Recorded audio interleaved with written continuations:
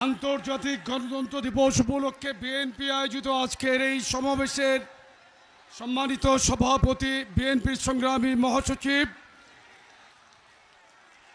জনাব মির্জা ফখরুল ইসলাম আলমগীর এই সমাবেশে প্রধান অতিথি হিসেবে গুরুত্বপূর্ণ দিক নির্দেশনামূলক বক্তব্য রাখবেন। দীর্ঘ 15.5 বছর যাবৎ এই আওয়ামী ফ্যাসিস্ট সরকারের নির্যাতন নিষ্পেষণের বিরুদ্ধে বাংলাদেশের সবচাইতে উচ্চকিত কণ্ঠ আপসহীন নেতৃত্ব বিএনপির ভারপ্রাপ্ত চেয়ারম্যান দেশনায়ক তারেক রহমান আজকে প্রধান অতিথি হিসেবে মূল্যবান বক্তব্য রাখবেন। মঞ্চ উপবিষ্ট জাতীয় বিএনপির জাতীয় নেতৃবৃন্দ সহ অন্য নেতৃবৃন্দ, যুবদলের সংগ্রামী সাধারণ সম্পাদক নুরুল ইসলাম নয়ন, যুবদল ঢাকা মহানগর উত্তর এবং দক্ষিণের নেতৃবৃন্দ সহ সকলকে জানাই গণতন্ত্র দিবসের শুভেচ্ছা। 1975 সনে বাংলাদেশে শেখ মুজিবুর রহমান বাকশাল গঠনের মাধ্যমে যেই স্বৈর শাসকের সূচনা করেছিল, সেই স্বৈর শাসকের হাত থেকে বাংলাদেশকে সর্বপ্রথম গণতন্ত্রের স্বাদ দিয়েছিলেন শহীদ রাষ্ট্রপতি জিয়াউর রহমান। বহুদলীয় গণতন্ত্রের প্রবক্তা শহীদ রাষ্ট্রপতি জিয়াউর রহমানের হাত ধরেই বাংলাদেশে প্রকৃত গণতন্ত্রের সূচনা হয়েছিল।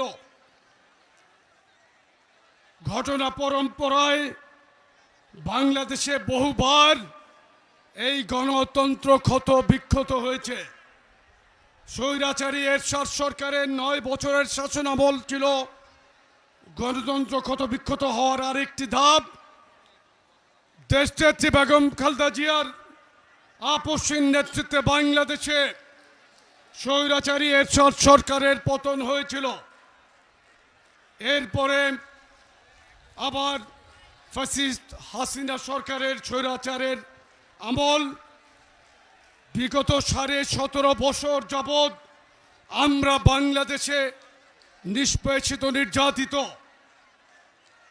বিশেষ করে আওয়ামী ফ্যাসিস্ট রেজিমে 15.5 বছর আমরা অত্যাচারিত হয়েছি। এই গণতান্ত্রিক আন্দোলনের রাস্তা দীর্ঘ পথ পরিক্রমায় সবচাইতে নির্যাতিত পরিবার জিয়া পরিবার।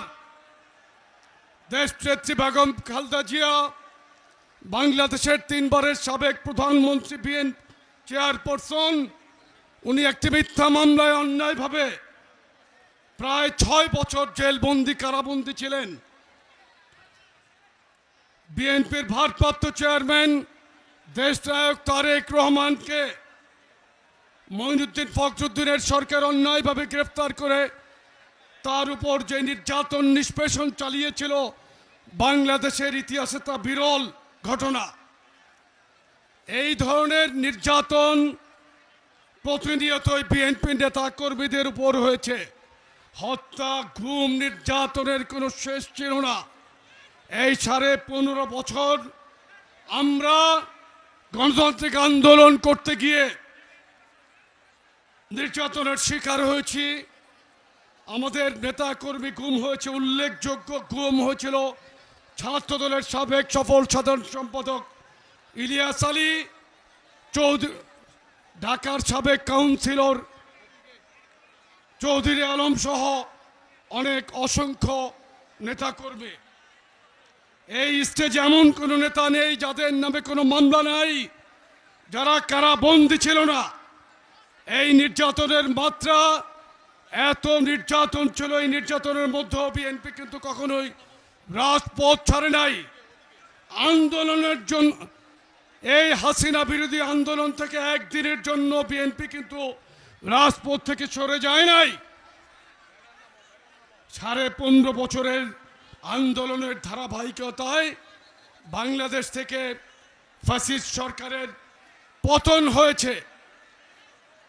আমরা এই ফ্যাসিস্ট আন্দোলনের প্রথম থেকেই বিএনপির ভারপ্রাপ্ত চেয়ারম্যান দেশনায়ক তারেক রহমান বিএনপির সমস্ত অঙ্গ সংগঠনকেই রাজপথে, বিএনপি সহ সকল অঙ্গ সংগঠনকে রাজপথেই থাকার জন্য নির্দেশ দিয়েছিলেন। আমরা কিন্তু রাজপথেই ছিলাম।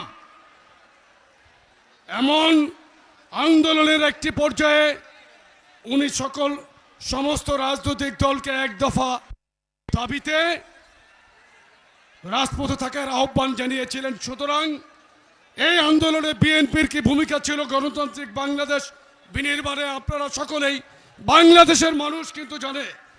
আমরা এর বিশদ বর্ণনা আর আমি দিতে চাই না, শুধু আরেকটি কথা বলতে চাই, আমাদের এই অবদানকে কিন্তু খাটো করে দেখার কোনো অবকাশ নাই।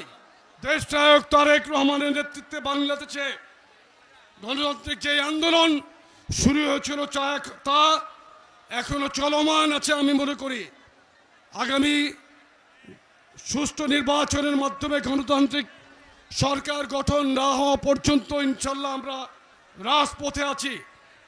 কিছুদিন আগে স্বেচ্ছাসেবক দলের সভাপতি জিলানির উপর গোপালগঞ্জে তার বাড়িতে যাওয়ার পথে হামলা হয়েছিল। আমি এই প্রশাসনের কাছে একটি অনুরোধ জানাতে চাই, আওয়ামী লীগের গুন্ডাতন্ত্রের প্রত্যেকটি স্টেক হোল্ডার গোপালগঞ্জ অবস্থান করছে। আপনারা অবিলম্বে এই গোপালগঞ্জের থেকে তাদেরকে গ্রেফতার করুন। আমরা অবিলম্বে তাদের গ্রেফতারের আহ্বান জানাই। আমি আরেকটি কথা বলতে চাই, যে সমস্ত যারা শহীদ হয়েছেন এই আন্দোলনে, এই শহীদের রক্তের সাথে কোনো বেইমানি আমরা সহ্য করব না। এই হত্যাকাণ্ডের সাথে জড়িত প্রত্যেকটি সরকারি কর্মকর্তা থেকে শুরু করে যে সমস্ত কুখ্যাত ব্যবসায়ীরা শেখ হাসিনার এই কুখ্যাত রেজিমকে দীর্ঘায়িত করার জন্য যারা ভূমিকা রেখেছেন, প্রত্যেককেই আইনের আওতায় আনার জন্য দাবি জানাচ্ছি।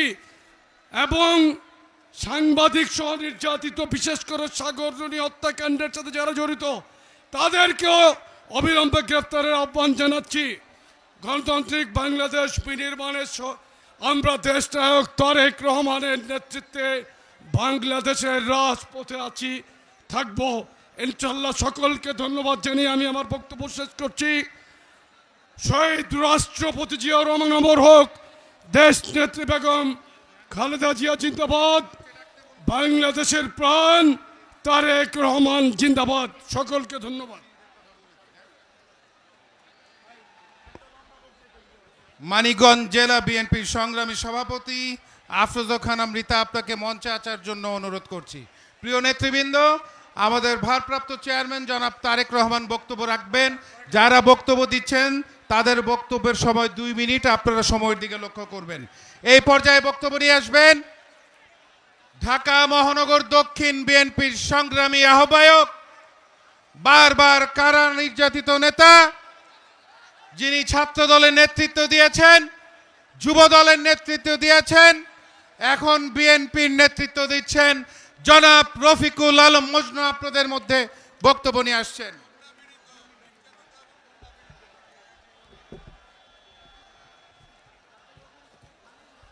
বিসমিল্লাহির রহমানির রহিম। বিশ্ব গণতন্ত্র